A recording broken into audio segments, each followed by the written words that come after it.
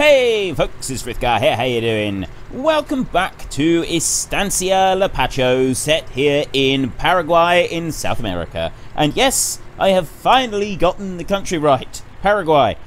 So yes, I don't actually know at the moment where it was on the airplane that is supposed to tell us that this is definitely Paraguay. I don't think it matters all that much, but I am curious. It is just purely for my own curiosity that I want to know. And we've also got the Paraguay Geo, which does also help to confirm that this is Paraguay.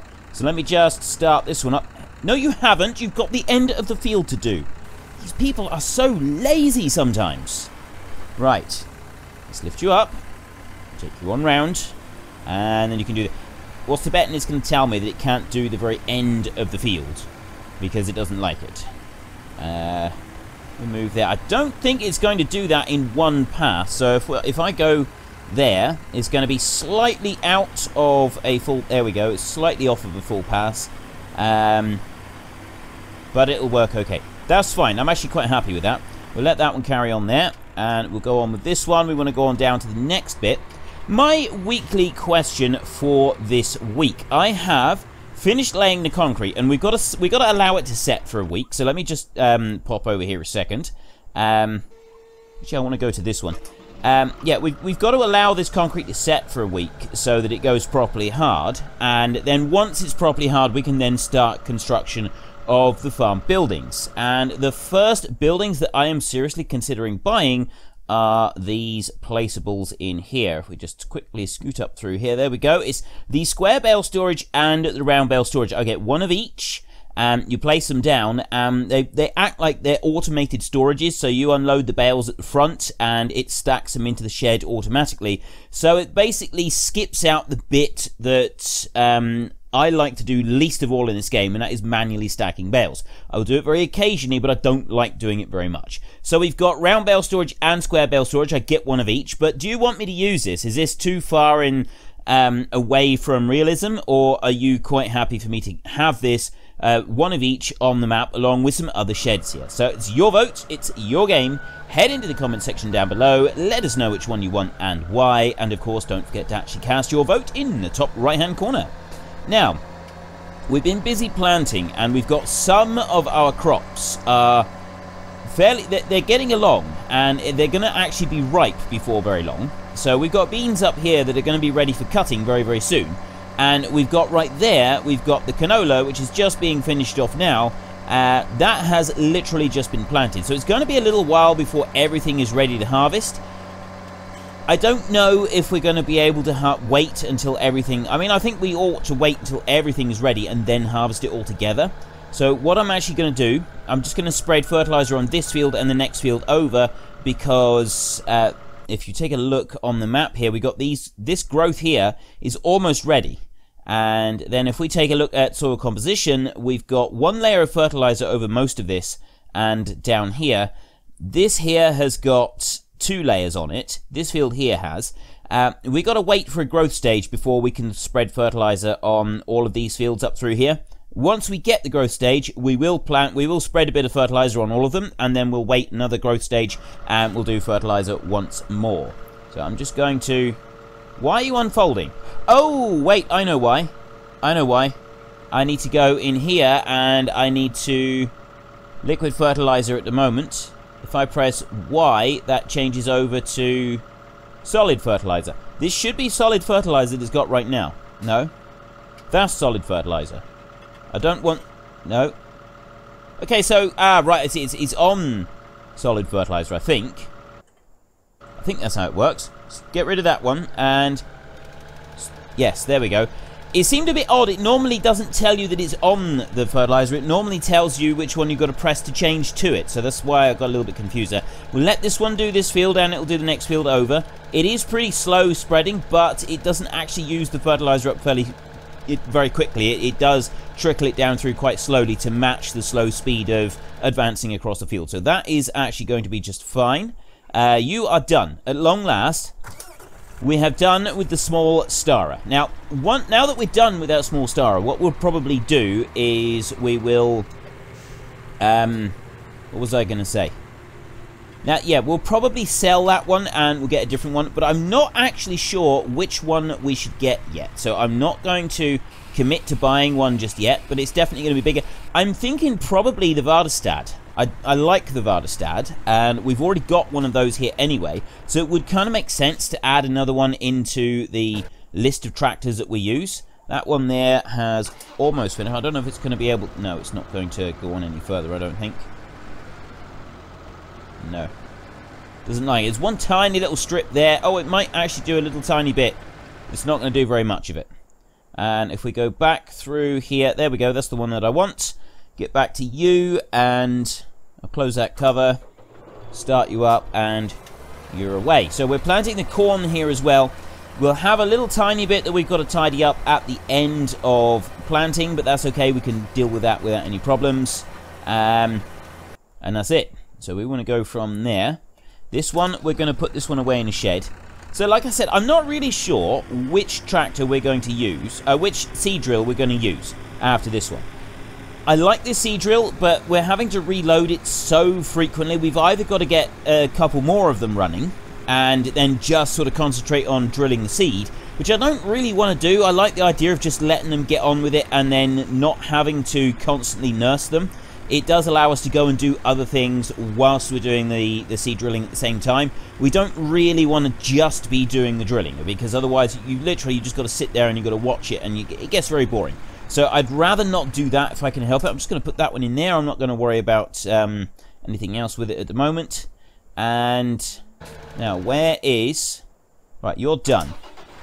I'm not going to worry about that last little bit down there. I'm just going to take this one back to the... I'll take this one back to the yard, and then we'll get back up to the field at the top. We are in the process of chopping down all those trees. So we're going to go back and we're going to carry on with that. Today, we're going to cut down all the rest of the trees that we need to cut with the chainsaw, and possibly move on to getting a Ponzi Scorpion up there and getting that one going as well. I don't know at the moment how much we're going to be able to do this week. I'm hoping to get all of the trees done this week, so that then next week we can get that new stump grinder field creator type thingy that Black Sheep Modding have released, and we can use that one. That is right on the very edge there. It's going to be awkward. We'll have to manually do that. Black Sheep Modding have released this new mod where it'll go through, it'll grind the stumps and create a new field all at the same time. I'm hoping to be able to use that one to do some of the work up there. We might use some of it. We may do some ploughing and some with that, or we may do it all with that. I'm not sure which, but I'm probably going to wait till next week before we do anything with it. I'm not quite sure which trees we're going to take out up here. I'm looking at the map a minute. I'm actually thinking that we'll do a straight line up from here, and we'll do everything inside the road here. So we've done a few alongside that field over there, and there's one here that I want to take down. The difficulty with this job is that it's quite awkward getting into the trees sometimes. Not all of them, but some of them are a little bit difficult to get to. It's just because of the long growth on everything all the way around us. That is making life a little bit more difficult for us. However, it's not impossible. So we'll come over here. I'm going to use the pickup, actually, to get round. And this hut over here is actually going to be the marker for the edge of the field. So we'll take these two trees down, and then we'll use that hut there as the marker, and we'll go in straight line due north from there. And that is actually coming straight up from the road, which will also make it fairly simple to keep an eye on. And I want to go over to that one there. Take that tree down. The one that we just cut down just before this one, that probably won't even be in the field. I'm thinking that it'll probably be... It's on the edge of the field, but I don't want... like ones really close to the edge of the field, because they irritate me because of how they hang over and they block your visibility. So I want to go pretty much straight north from here. So I'm looking at these trees here. There's that one right in front of us there that we've got to take down. And then once we've removed this one, we've then got... There isn't actually very many more in this line in front of us. So we'll have a few more off to the side, but that'll be fairly easily taken care of. So we've got that one there, and then come back over. See, that tree there, I'm thinking we'll probably leave that one, but we will take this one down over here. Take that one there. It might be easier if I went and got a plough and I marked a line up through. Might be easier, but it probably wouldn't actually be all that realistic, I don't think. So we'll avoid doing that at the moment, and maybe we'll come back and do that later, but at the moment we're not going to worry about it. So we got that one there, and then I want to keep going north, so I'm sort of looking up through. And it's kind of there that I want to be. So yeah, those off to our right aren't going to do anything. It's these here. So I've got 3 trees here I want to take out. There's one further back up there next to the field that I need to take out as well. I got this one up here. Just running through here and take you down. Once we've got these down on the ground, I'm thinking... I was originally thinking that I would... You're really not going to move anywhere. Object too heavy. Well, at least it's down, so we know that we can move it. I was thinking that we'd get the... There's a mod where you've got that tow rope thing, and we'll get that onto a tractor, and we'll drag all the trees out into somewhere we can make a great big heap of them. I thought that would actually be, like, the best way to do this. Bring that one up a little bit. Down a bit. There we go, right in there. And so we can sort of drag them together into a heap, and then we can use the Brux chipper to turn them all into wood chips and make our great big heap. That's still, I'm still sort of thinking that that's what we'll do, and but I'm not really sure we'll drag them all. I mean, it's difficult to try and find a spot where we can drag them, so I am thinking that maybe we'll go and get a plow and bring that up here first, and we can sort of mark out a line so that we've got somewhere. Do I need to come back a little bit? In a little bit? Not really sure. This one's not very easy. Some of them are difficult to get onto. It's going to have to go all the way up there. That's not very good. Yeah, dragging the trees all into one great big heap is all well and good, but it's going to take quite a long time to get them all into the same area so that we can do it. So then I'm sort of thinking, well, maybe it'd be better if we just go round and cut them all where they are. But the only problem with that is, of course, when you're dragging them round, when you're chipping them all up, because of the really long undergrowth here, we're not going to be able to see where all the wood chips are. That's going to make life difficult for us. So there's kind of a lot of different options. I'm thinking that dragging them into the same place would be better. It does mean that we'll end up losing some of these piles of wood chips. Especially the ones like around the tree stumps and that. They can amount to quite a few, but I think ultimately we're going to have to sacrifice them. Overall, I don't think we're going to really struggle because of the sheer number of trees that we are currently cutting down. There is a huge quantity of trees that we've got here, an absolutely massive quantity. And that means that we are going to have far more wood chips than we really want. And we're going to struggle to be able to do anything with them at all. We can have thousands of, literally, well, I say thousands of wood chips. Yeah, we're probably going to have thousands of wood chips. We are going to have tens of thousands, if not hundreds of thousands of litres of wood chips that we're going to have to deal with. And that is going to be a little bit time consuming. That Stara has finished, so I'm just going to, how are you doing? How are you doing here? You're almost finished as well, so if I go through to you first, I'll see if I can... I'll go and catch this one and load it up a second, and then I will get the Stara moving again, and then we can go back up and take a look at those trees once more. Right, we just got this little bit here to do. I'll start that one on there, and he should be good. I don't know if he's going to have enough fertilizer to finish this field. It's only half the field, though, so I'm hoping it will. Fingers crossed, we'll have to wait and see. Right, that one's going there, and he's doing just fine. I want to go to this one, and we're going to carry on cutting these trees. I got one... Actually, no, I got... That one I cut down, didn't I? I can bump that one over. There, see? Over he goes. Right, that one's fine. I've got... Most of the trees have been taken down now. I've got a few here and there. We've got that one is cut down. We've got 2 up here.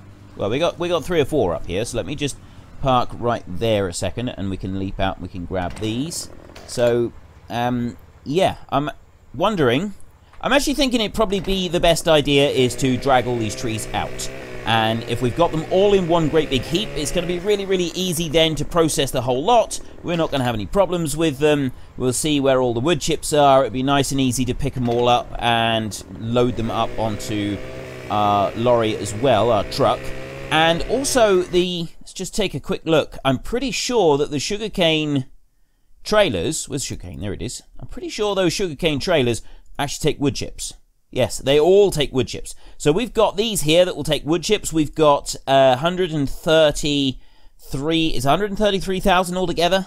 120, 130, yeah, 133,000 litres of sugarcane. Can we put more than one of these? I don't think we can. I don't think this one's got a rear hitch.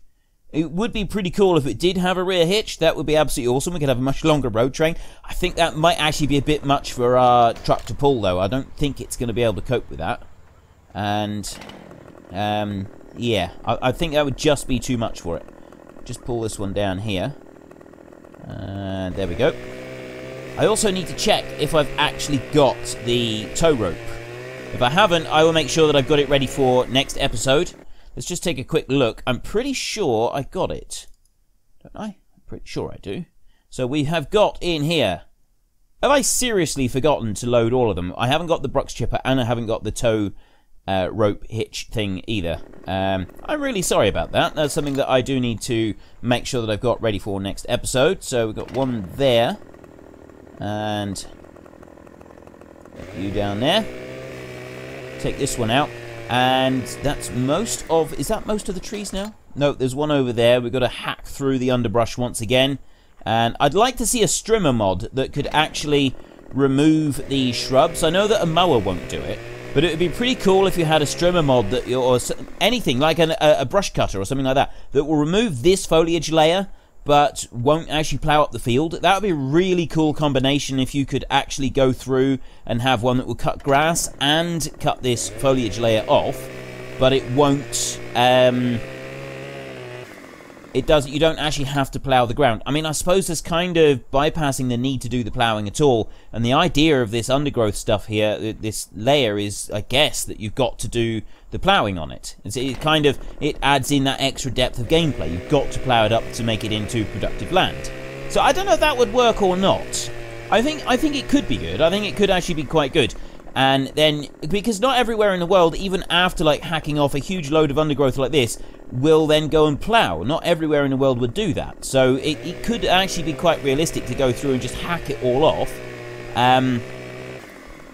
Although, if you do want to actually, yeah, you hack it all off just to make it easier to use. Then you can you use the grass around, but at the same time, you're not being forced to plow it up into sort of more productive land. If you want it to turn into more productive land, you would still then have to go through and use the actual plow, and then that would turn it into more productive land.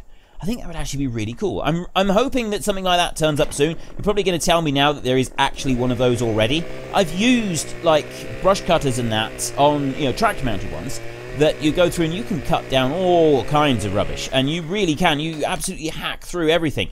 And I mean, realistically speaking, you wouldn't be going through this with a plow. You would go through and you chop it all down first and then you'd plow, because you just wouldn't be able to incorporate it into the soil properly. So it would actually be more realistic to go over it first with a brush cutter, remove that, and then go back through with a plow and plow up all the land. I need to go and get our truck a minute, and then we can go back on round the field. Helper J has stopped working unexpectedly. Tank empty. That's it. That tiny little bit right there. I'm not going to bother. I'm just not going to bother. It's the third layer of fertilizer on the field. It's not really worth the effort of going back and getting fertilizer just for that tiny bit. It's close enough. I think we've done pretty well on that. We're close enough on that. Let's just double check that everything is now. Yep. It's all fully fertilized, so we've got no problem on those two. And then the rest of it, we just got to wait for it to grow. We will obviously then be doing fertilizer. I'm actually thinking that a lot of it we might spray rather than use fertilizer, because I think the spraying is marginally quicker than the fertilizing, although I'm not actually certain. We ought to try this out. We ought to test this and see which is faster, the sprayer or the fertilizer. Actually, there's a fairly easy way. I've got to just find out what the width of fertilizer is compared to the sprayer, and then I think they're both the same width, aren't they? If they're both the same width and they move at the same speed, it's literally not going to make any difference. Although it would make a little bit of difference, it's the speed it's the amount that they hold in the tank and the speed that they use it up. So that might affect it. We'll have to look at that at some point and see if there is any noticeable difference between the two. Anyway, back to the trees. We've got another one right here. This is actually going to take longer than I thought to get all of these done. All of these trees down. No, it's definitely not. We don't want to be plowing this up before we go through and do the rest of the trees. So we do actually want to chip these trees up, which means that we're either going to be putting the trees all in... We either do have to drag all the trees around to one great big heap, or we've got to try something different. Right, there's no trees around that side. I'm just trying to think what would be the fastest way to do this, because we don't want to spend ages and ages doing this, but at the same time I do want to get them chipped up pretty quick. I can easily run around with the Brux chipper and turn them into piles of wood chips, but then the problem is going and finding the piles of wood chips after I've done that, so that we can get them loaded into a lorry. And into a lorry trailer. I suppose actually, no. Of course, I don't need to go dragging these all into position. I get the Brux chipper and I put a trailer on the back. It doesn't have to be a very big trailer. I mean, it would help if it was a reasonable sized trailer. And then we can cut the trees, shred the trees and get them into the Brux chipper. And then you just take the trailer and we'll tip them into a great big heap somewhere. We're going to lose any wood chips from the tree stumps, but I'm fairly happy with that. I think this can actually work. And then we'll get the tree harvester for cutting down the other ones. And what I was going to do is just lease an auto-load log trailer. I know that we're not going to actually sell those logs. We're going to just take them and we'll stick them in a great big heap. And then we'll either use the Brux chipper again, just use it on those logs and chip them all up really quickly, or we'll do with those, we'll stick them through a actual wood chipper and do it that way. So that, I think, is the best way to go about this. That is going to be the sort of the optimal way of making sure that we can do this quickly and efficiently. So we've got this one here is the last one of the day. That is all the trees taken down. So we're going to need a trailer. We're going to need... Is that taken down? Yes, that's good. It's thinking about falling over. It's considering it, but it's not actually doing it. I would like it to be fallen over, though, because the Brux chipper doesn't particularly like having... like a piece in it. It doesn't like going to the middle of the tree. It likes to go to the end of the tree. So we've got those done. Now I want the wood chipper. I'm actually thinking that we want to move those trees before we get the Ponzi Scorpion up here and start doing the other trees. I think it would be quicker and more efficient if we do it that way around. So let's go back home a second. We need to get a tractor, and it's got to be able to take a front-mounted machine so that it can have a trailer on the back. Helper O has stopped working, so we've got to reload the seed drill a minute. The lorry over there, the truck over there with the seed tender. The seed tender is almost empty. I think it's got 2 refills left on it, and then we're going to have to get some more seed up here as well. So we are starting to run low on a few things. I'm just going to park you up here a second, and we want to go through to this one. 972 litres of seed. I think it takes... Ooh, we've got a long way to go. I think it takes like 400 litres of seed, is it? It's like 1.6 tons of fertiliser on board that thing. So it takes a huge amount of fertiliser and hardly any seed at all. And I know that that is technically how it's supposed to work, because you put the seed into those little ones on the back and then the fertiliser goes in the main tank.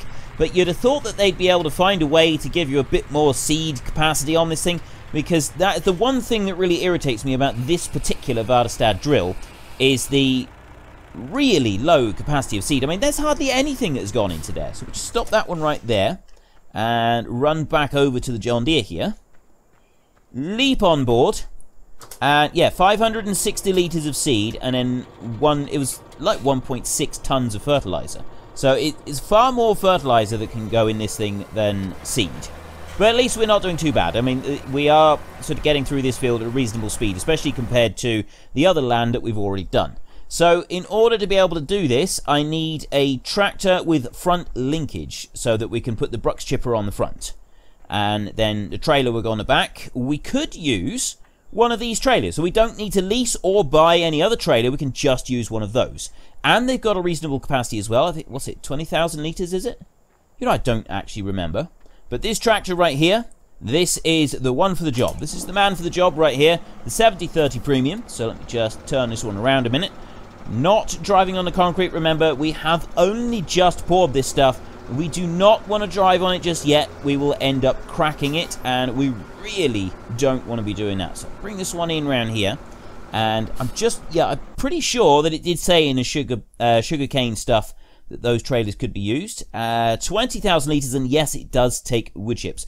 20,000 is not the largest quantity, but it does work. And I'm thinking, yeah, we could just use that other trailer that we've got over there in the shed. That's 21,000 litres.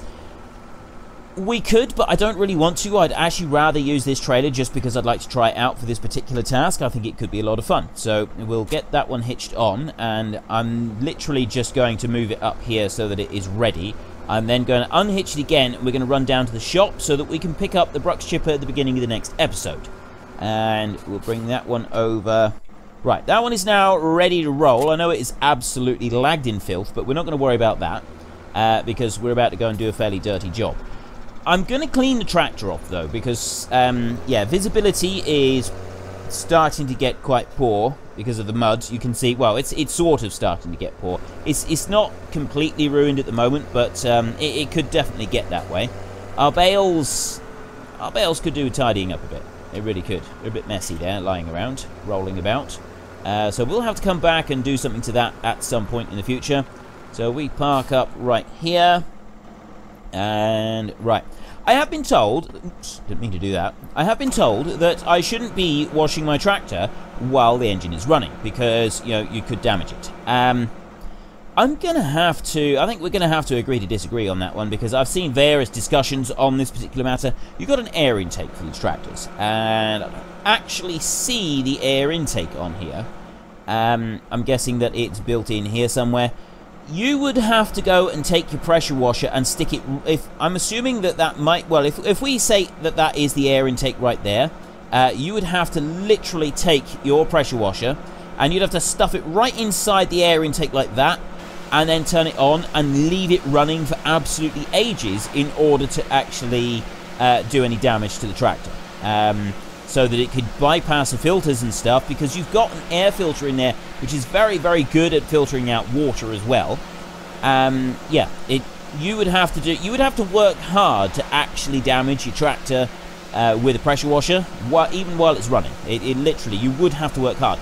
I mean, if it was that easy to damage your tractor while you're using a pressure washer on it, just have a think about what's going to happen when you're in torrential downpour. You've got rain absolutely hoofing down for hours at a time in strong wind blowing sideways. It's not going to be much different to what is happening with a pressure washer, where it's just blasting at the air intake, right? If you got the wind in the right direction with heavy rain, it's going to be putting more water into that air intake than a pressure washer would, and it's going to be doing it for a prolonged period of time. I've worked in fields where it's taken like 2 hours to get from one end of the field to the other.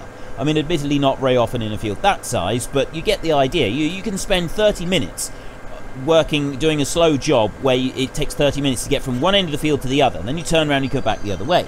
Now, if it takes 30 minutes and you're driving straight into the wind or slightly at the angle, you've got that rain howling straight into the air intake. And I have done jobs where it's absolutely hoofing it down with rain and I'm working in a field.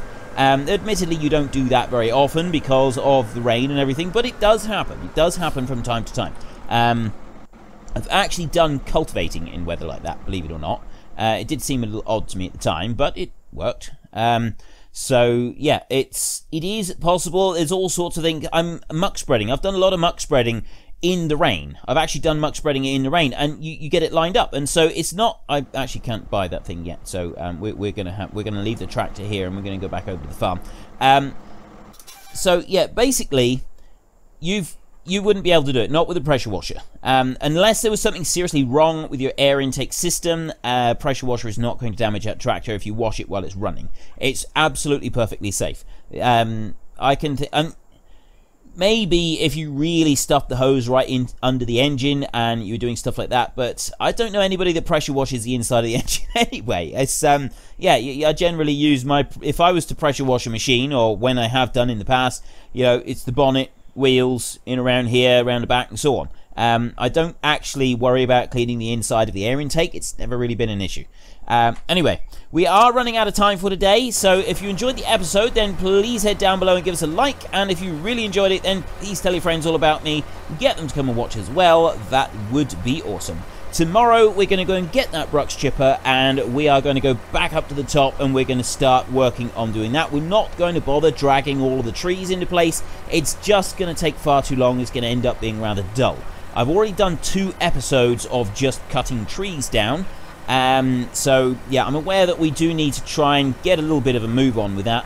We are going to have to get some seed. I'm thinking in order to speed this along so we can get this planting finished, I will probably just run up to the shop with the truck and seed tender, and we'll stick 5 pallets on the ground and load them up like that, nice and quick, and then we don't have to worry about them, and we'll get a trailer load of seed and fertilizer back to the farm, unloaded, ready to go between now and the next time that we need a huge quantity of it. So we will go back to we will do it like that eventually.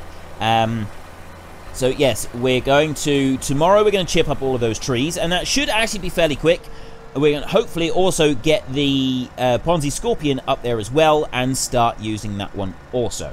But until next time, oh, my weekly question. I can't say until next time until after I've done the weekly question. So we have got these 2 placeables over here. We have got that one right there, the square bale storage. And if I bring that one over here like this, I'm thinking that the square bale storage, oop, there we go, and we'll rotate it round. We're going to put these storages over here. We're going to put 1 square bale storage out here, and we'll put a round bale storage in here, something like that. I'm actually going to have to keep it back a little bit because we do want to try and keep it fairly level. So 1 there and 1 over here, or something like that. But my question is, do you want me to use these storage systems? These storage barns right here, I think they look really cool. And you just bring your bales in, you unload them in front, and they auto-load into the shed. And then when you want them, you ask the shed to basically give them back, and it's basically what you've got is an extra employee on the farm. You bring the bales in and he stacks them away, and then you say, I need 8 bales of silage today, mate, and he goes, right, no problem, boss, and he goes in, he gets 8 bales of silage, and he leaves them out the front for you, so they're really easy to get, and you haven't got to go into the shed and get them, which takes longer than just picking them up from the front. So anyway, do you want me to use these bales storages or not? Yes or no? It's your vote, it's your game. Head into the comment section down below, let us know which one you want and why, and of course don't forget to actually cast your vote in the top right hand corner. So, until next time, thank you very much for watching. This is Frithgar. Goodbye, and see you later.